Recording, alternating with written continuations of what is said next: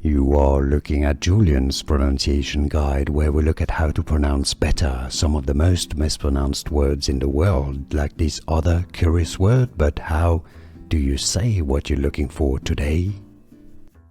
Let's learn how to pronounce the name of this famous brand of locks and different security systems.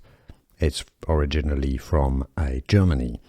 I know in many English-speaking countries, including advertising, from the brand itself, it's pronounced Abus. Okay, so it's not an incorrect pronunciation because it's used by the brand in some English-speaking countries like the UK, Abus, but it's from Germany, and the Germans pronounce it as Abus.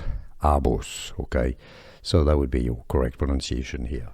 Here are more videos on how to pronounce more confusing words and names too many mispronounced. Like this video if you found it useful. I appreciate your support. I'll see you soon and thanks for watching.